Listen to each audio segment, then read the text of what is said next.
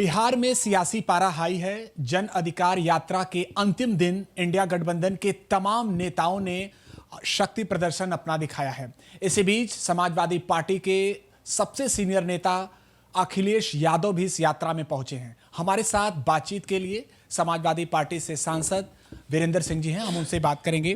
वीरेंद्र जी, अखिलेश यादव भी वहां पर पहुंचे हैं, क्या कहेंगे? बिहार से भी एक जो है शंखनाद किया है समाजवादी पार्टी।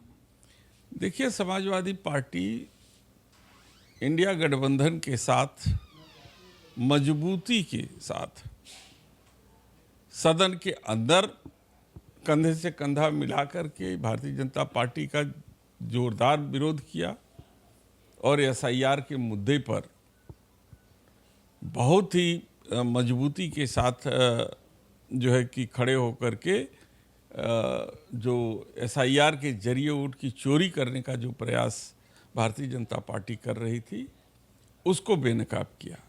और उन्होंने कहा कि सड़क से लेकर सदन तक हम इस मुद्दे को ले जाएंगे और भारतीय जनता पार्टी को बेनकाब करेंगे।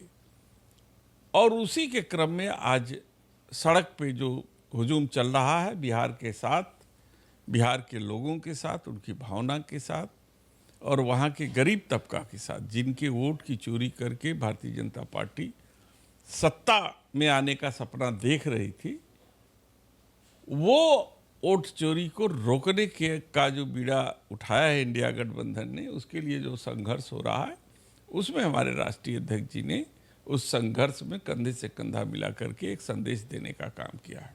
75 वर्ष जो भारतीय जनता पार्टी की तरफ से तय किया गया है कि नहीं, वहाँ तक ही एक जो राजनीति है वो स्पष्ट होनी चाहिए। इसके अलावा एक विषय काफ़ी चर्चा में है कि संघ प्रमुख मोहन भागवत ने ये कहा है कि उन्होंने ये ऐसा कुछ नहीं जिक्र किया है कि 75 वर्ष ही राजनीति के लिए ये चीज़ें होनी चाहिए। आप उनके बयान को कैसे देखते हैं? देखिए, पूरी दुनिया ने देखा, पूरे देश ने और सुना कि जो बयान मोहन भागवत जी ने कहा है वो किसके दबाव में अब पलट रहे हैं ये वही जानते हैं।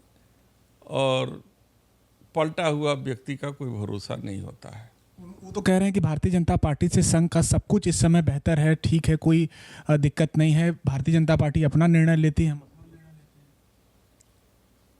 अब उन्होंने तो उस समय जो संकेत दिया था वो किस परिप्रेक्ष्य में था वो सबने जाना और समझा। अब वो सफाई पेश कर रहे हैं, किसके दबाव में कर रहे हैं ये मोहन भागवत जी ही जान सकते हैं। सामाजिक व्यवस्था में एक परिवार में 3 बच्चे होने चाहिए, ये भी उनका कहना है। आप कैसे देखते हैं? क्या आप कोई तय करेगा कि किस परिवार में किसको कितने बच्चे होने चाहिए? देखिए, हम तो उस आइडियोलॉजी से जुड़े हुए हैं जो महात्मा गांधी की विचारधारा है। और महात्मा गांधी जी जो भी संदेश देश को देना चाहते थे उससे पहले वो स्वयं वह काम करते थे। आपने देखा होगा कि सफाई अभियान के बारे में मैसेज देना चाहते थे तो उससे पहले वो खुद दलित बस्ती में जाकर के अपने हाथों से सफाई करते थे और उसके बाद पूरे देश को संदेश देते थे। तब उनके संदेश का एक असर होता था। तो पहले मोहन भागवत जी को अपने संगठन और अपने लोगों के बीच में मैसेज देना चाहिए कि 3 बच्चे हों कि 4 हों कि 2 हों कि 1 आध दर्जन बच्चे हों, ये उनको तय करना चाहिए अपने यहाँ। फिर उसके बाद आज वाराणसी में उत्तर प्रदेश के मुख्यमंत्री योगी आदित्यनाथ ने जनता दरबार लगाया है। इसकी काफ़ी चर्चा है। कांग्रेस प्रदेश अध्यक्ष अजय राय इस पर कह रहे हैं कि कहीं ना कहीं ये भारतीय जनता पार्टी के ही लोग अंदर जनता दरबार में पहुंच गए। आप क्या कहेंगे? देखिए, कहीं ना कहीं भारतीय जनता पार्टी को एहसास हो गया है, पहले तो था, लेकिन चूंकि अब उनको लग रहा है कि वोट चोरी का दांव नहीं चलेगा तो वो विकल्प के रूप में ये चाहते हैं कि वाराणसी जनपद में किस तरीके से कॉन्स्टिट्यूएंसी में मजबूत किया जाए भारतीय जनता पार्टी को।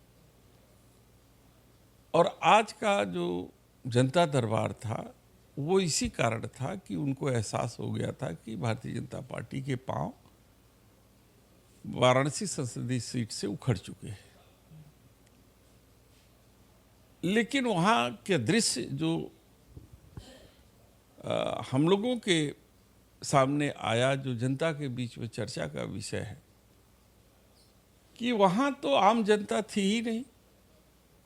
जनता दरबार जरूर नाम था, लेकिन आम जनता तो वहाँ प्रवेश ही नहीं था। बाढ़ से पीड़ित लोगों की एंट्री नहीं थी। जो सताए गए हैं अधिकारियों कर्मचारियों के द्वारा लोग, उनकी सुनवाई नहीं थी, उनकी भी एंट्री नहीं थी। एंट्री किसकी थी? भारतीय जनता पार्टी के युवा मोर्चा के लोगों को और तमाम संगठन के जुड़े हुए जो उनके कार्यकर्ता हैं, वही आकर के 90-100 लोग अंदर बैठ गए।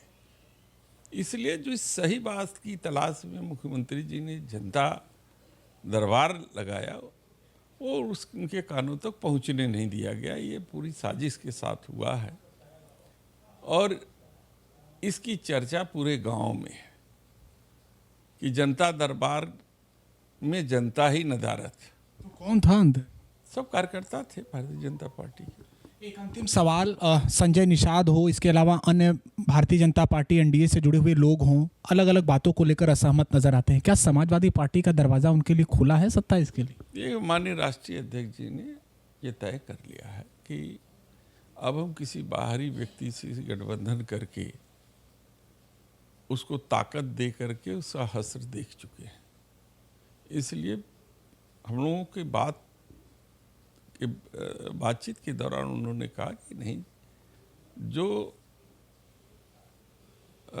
जातीय व्यवस्था के तहत जो हमारे पार्टी में मजबूत लोग हैं, हम उन्हीं के जरिए समाज में, उनके समाज में हम पैठ बनाएंगे, उन्हें मजबूत करेंगे और पार्टी को पीडीए के फार्मूले पर आगे ले जाएंगे और मजबूत करेंगे।